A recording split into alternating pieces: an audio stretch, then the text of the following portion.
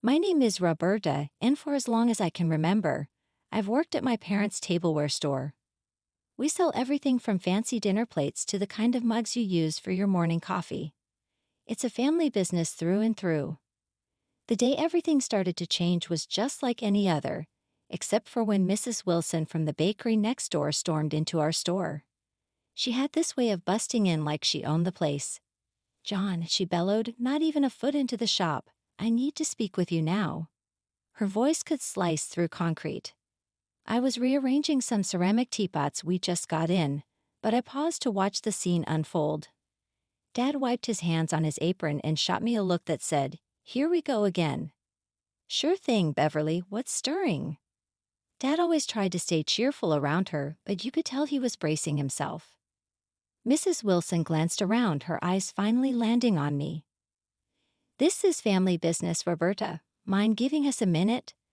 Her tone rubbed me the wrong way, but I shrugged it off and wandered over to the other side of the store, pretending to fix an already perfect display of dinner sets. I wasn't trying to eavesdrop, but their voices carried over the shelves. "I'll cut to the chase, John. My bakery and your store have been neighbors for years. It's time we think bigger. What do you say to merging our businesses?" Her voice was all business, serious. Dad coughed, a little taken aback. "Merge, huh? That's a hefty suggestion, Beverly. What's got this idea in your head now?" "Not just that," she continued, lowering her voice so I had to strain to hear. "I think our kids could make this even more beneficial. If Roberta and Lucas were to tie the knot, it would solidify the deal." I almost dropped a teapot. Mary Lucas. The Lucas I knew was her son, sure, but he was 10 years older than me, and we barely exchanged 2 words despite being neighbors. I peeped around the aisle and saw Dad scratching his head, clearly in deep thought. "Lucas is a good lad and Roberta's a bright girl," Dad finally said. "But marriage, they hardly know each other." "They'll get along, trust me. Plus, it makes good business sense, doesn't it?" There was a sharpness in her voice, like she was used to getting her way. Dad nodded slowly. "I'll talk it over with the Mrs. and Roberta, of course." When Mrs. Wilson left, Dad called me over. "Roberta, you heard all that, didn't you?" I nodded, not sure what to make of it. "She wants to merge the store and the bakery, and she wants me to marry Lucas." "Yeah," Dad sighed, rubbing his temples. "What do you think?" I know it's a lot to take in. Marrying for business sounded like something out of an old movie, not something I'd ever imagined for myself. I don't know, Dad. Lucas seems nice, but marry him just like that. You should meet him properly this time, see if you two click. No pressure to decide right now. We'll take this step by step. Lucas and I spent the next few months getting to know each other. I found that he wasn't just well-mannered. He had a genuine side to him that cared about the business as much as his mother did, but in a less overbearing way. Our conversations often drifted from business to personal, which made the whole situation seem less like a contract and more like a potential relationship. The wedding planning, though, that was a whole other beast.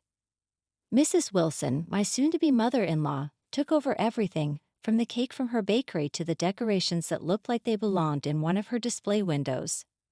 One afternoon, as we were going over the guest list, she barged into the room with a stack of invitations so thick you'd think we were summoning the whole town. "Roberta, dear, I've added a few names to your guest list. People important to our business. It's crucial they're there," she announced, dropping the stack on the table with a thud that made me jump. I bit my tongue, not wanting to start a fight.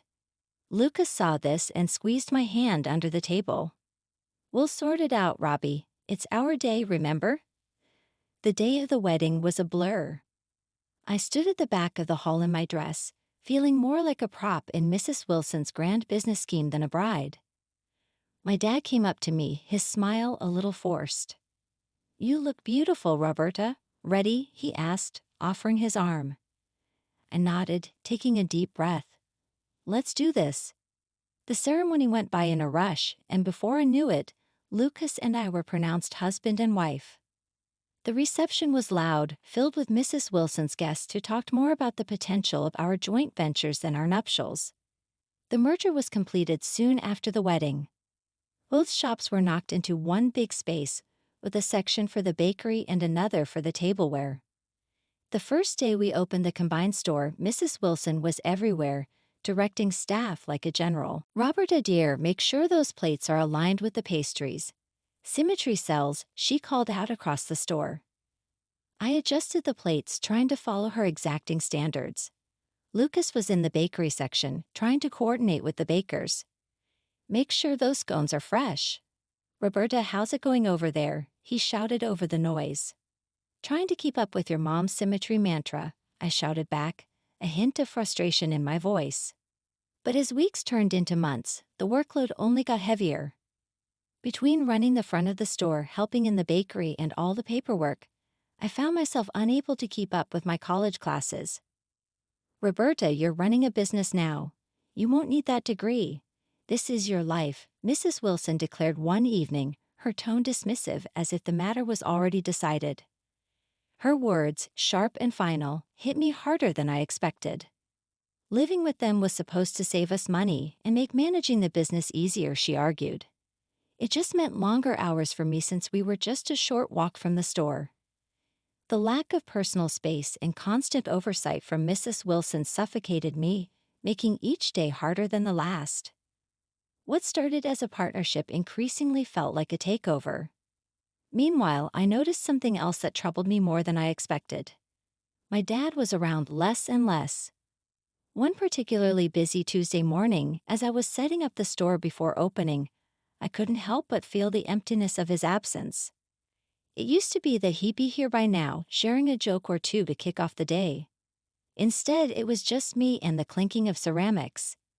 That evening, after a long day of dealing with customers and Mrs. Wilson's incessant directions, I visited my parents. The air in their living room felt heavier than usual, like there were words hanging in it that no one dared to speak.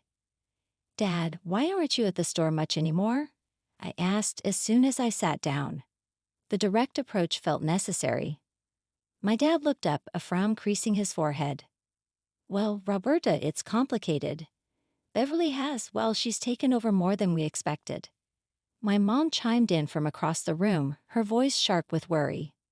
She's pushed your father out, Roberta. That contract we signed, it wasn't just a merger. It's like we handed her the keys to the kingdom.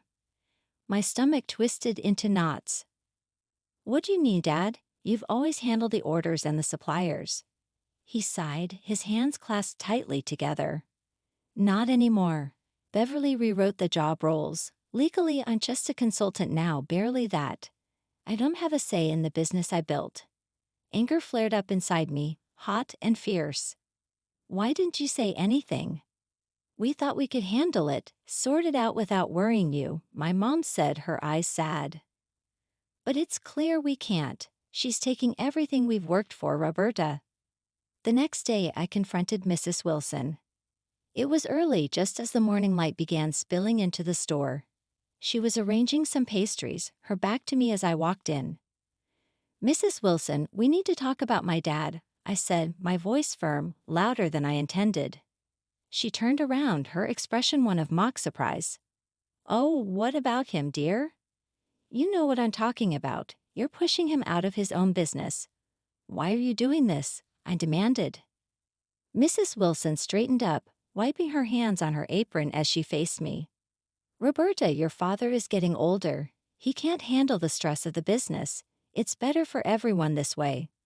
I'm making things more efficient. That's not your call to make, I shot back. He built this place. You can't just sideline him because you think it's better. She scoffed, shaking her head. Business is tough, Roberta. It's not about sentimental value. It's about keeping the ship afloat, and doing what's necessary. When the pandemic hit, it felt like someone had pulled the floor out from under us. Sales at the store plummeted every day.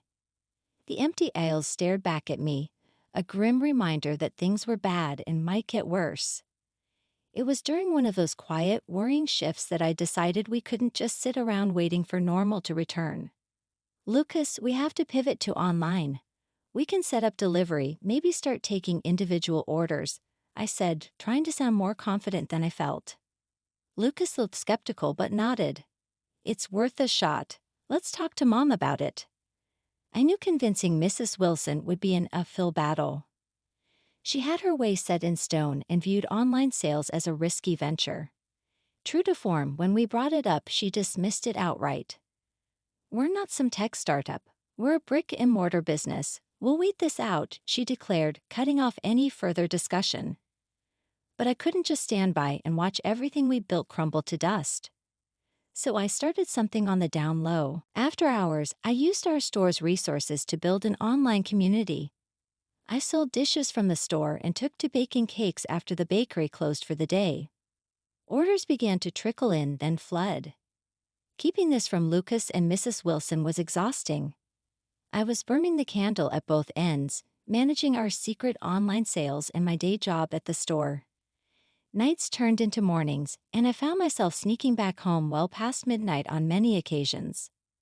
One night, as I tiptoed in, trying not to wake anyone, I found Mrs. Wilson waiting in the living room, her arms folded and her face a mix of anger and disappointment. "Where have you been, Roberta? Look at the state of this house," she snapped, her voice low but fierce. "I've been working, Mrs. Wilson. We got a rush of online orders tonight," I replied, my voice weary from too many long nights. "Online orders? What online orders?" Her voice rose, sharp and accusing. Before I could explain, Lucas came down, drawn by the noise. "Mom, what's going on? Ask your wife what's going on. She's running some secret side business and neglecting her duties around here." Mrs. Wilson shot back, glaring at me. Lucas turned to me, confusion and frustration written all over his face. What's she talking about?" I sighed, the fatigue of the last few weeks catching up to me. "I started an online store. It's been keeping us afloat since the pandemic started.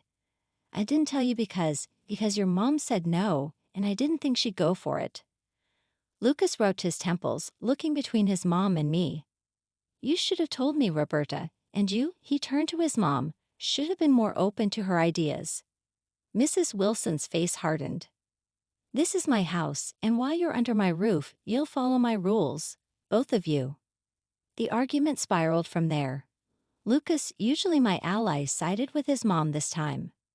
"Roberta, you need to balance your time better, help out more around here." Defeated and heartbroken that Lucas didn't see how hard I was trying to save our business, I cut back on the online orders. I started spending my mornings cleaning the house instead of preparing shipments or baking. My afternoons were spent running the pastry counter, a reminder of what I had to scale back on to keep peace in the house. It was a dreary, rain-soaked afternoon, and I was straightening up the store hall when the door creaked open. A little girl, about 8 years old, stumbled in. Her clothes were drenched, sticking to her skin, and she was crying, her face streaked with tears. I rushed over to her, setting aside the stack of plates I was arranging. "Hey there, what happened? Are you okay?" I asked, trying to sound as gentle as I could. Before she could answer, Mrs. Wilson spotted us from the end of the aisle. She marched over, her lips pressed into a thin line. "What is this, Roberta? We don't have time for this today. She looks like a beggar. Put her out before others see." My stomach twisted at her words.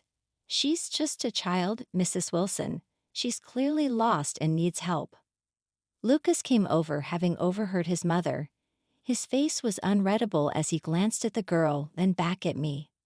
"Roberta, Mom's right. We can't have kids like her running into the store. It's not good for business. Just handle it, okay?" I couldn't believe what I was hearing. "Lucas, she's scared and alone. We can't just throw her back out into the rain." Ignoring them both, I took the girl to a chair and wrapped her in a clean blanket from the back room. I made her a cup of hot chocolate, hoping to calm her down a bit. Mrs. Wilson was fuming. "This is exactly the kind of distraction we don't need, Roberta. You're responsible for any fallout from this." The girl managed to calm down enough to tell me her name was Sophie. She had wandered off from a park nearby and gotten lost. Just as she started to relax, the police arrived. They thanked me for looking after Sophie and told me her parents had been frantically looking for her. Turns out she wasn't far from home after all. After the police and Sophie left, Mrs. Wilson pulled me aside, her face stern and cold. "Because of your little stunt, I'm fining you. You took time away from your work to deal with this situation. You'll wash dishes for the next 2 days to make up for it." Lucas just nodded along with whatever his mom said, not once standing up for me. It stung more than I expected. That night, as I scrubbed pot after pot, my mind raced. I felt more like a servant than a part of the family. Lucas's support had always been my rock, but now he was just another weight dragging me down. Each harsh word from Mrs. Wilson, each nod of agreement from Lucas, was a reminder of how trapped I felt. It was another ordinary morning at the store when this richly dressed man walked in, looking around like he was searching for something special. I greeted him and asked if I could help him find anything. He nodded and explained he was looking for a high-end tea set. I showed him our finest collection, and he seemed impressed, selecting one of our most expensive sets. While I wrapped up his purchase, he browsed our pastry section and picked out an assortment of treats. The whole time he had this kind demeanor about him, making small talk and asking about the store's history. After ringing up his purchases, he thanked me and then paused, his expression turning a bit more serious. "By the way, I'm not sure if you remember, but my daughter was the little girl you helped out last week. The one who got lost in the storm." I was taken aback, not expecting this twist. "Of course I remember. She was such a brave little girl. I'm glad I could help her." He smiled warmly and handed me his business card. "Well, I'm really grateful for what you did. If you ever need anything, advice or help with anything at all, just give me a call," he said. I looked at the card and noticed he was a lawyer, Mr. Hayes. That caught my attention, considering the mess with the store and the merger. Actually, there might be something. Could we maybe talk about a legal matter? It's about the business my father used to own with my mother-in-law. Of course, he replied with an encouraging nod. "Why don't you come by my office next week? We can go over everything in detail." I took him up on his offer, feeling a mix of relief and anxiety. At his office, I handed him the pile of documents my dad had signed years ago, the ones that merged our family store with my mother-in-law's bakery. He went through them carefully, his brow furrowing more with each page. After a long silence, Mr. Hayes looked up. "There are several significant issues here. The contract has multiple violations that are quite concerning. I think we have a strong case if you want to challenge this." He offered to help me pro bono to make things right. I was overwhelmed but grateful. "Thank you. I'd like that. It's just hard, you know. It's my husband's family too." He understood my hesitation. "It's not just about business, it's about your life. You deserve to have control over that, and you're not alone in this fight." I left his office feeling a mix of hope and dread.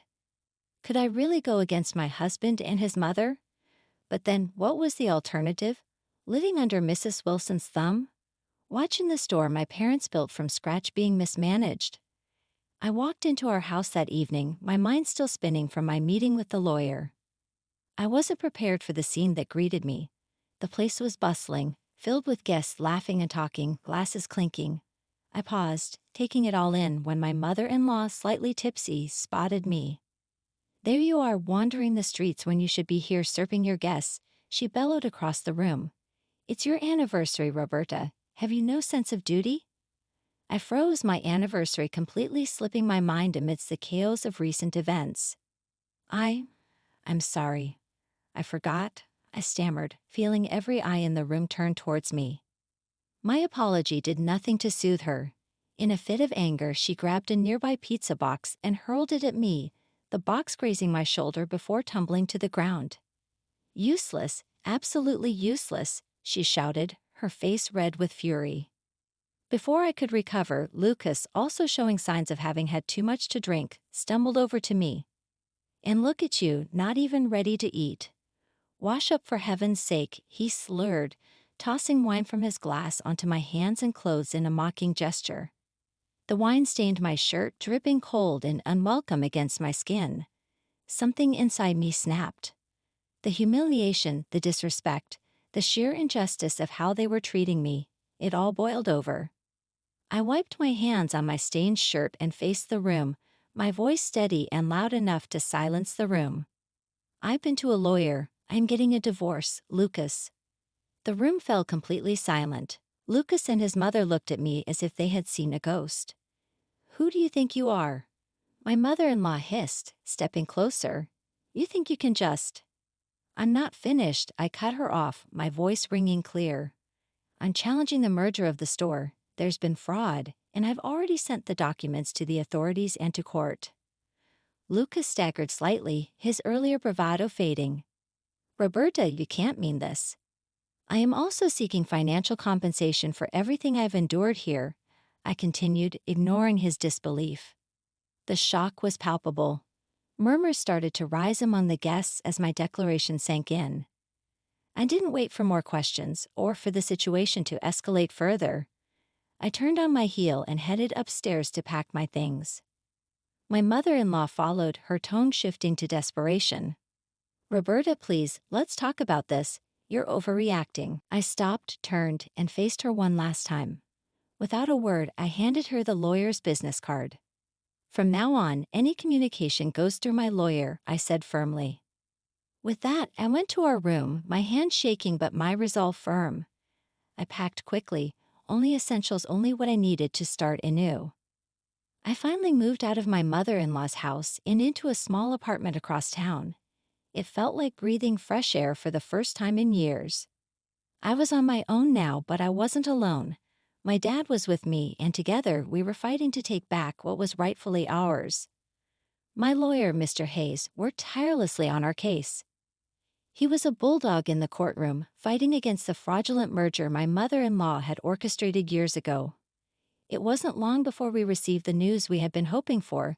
The court ruled in our favor. They found Mrs. Wilson guilty of fraud and overturned the merger. Additionally, they imposed a hefty fine on her and awarded me financial compensation. The compensation was just enough to buy out her share in the business, a combined bakery and tableware store that my dad and I once ran together. It felt surreal to stand in front of the shop now fully ours again, without the shadow of Mrs. Wilson looming over us. Dad and I spent the next few weeks renovating the store, making it ours again. Every new coat of paint, every display rearranged, felt like reclaiming a piece of my soul that I had lost. Mrs. Wilson and Lucas were forced to find other jobs. The court costs and the fine took everything they had saved. I heard rumors about their struggles, but I kept my distance. Lucas tried to reach out once or twice, but I didn't respond. That part of my life was closed. I was focused on the future now. With the store back under our control, I resumed my college studies. I enrolled in night classes, determined to finish my degree. Sitting in a classroom again, I felt hope, a stark contrast to the despair I had felt under Mrs. Wilson's roof. One evening after closing the shop, my dad and I sat at one of the tables sharing a pot of coffee.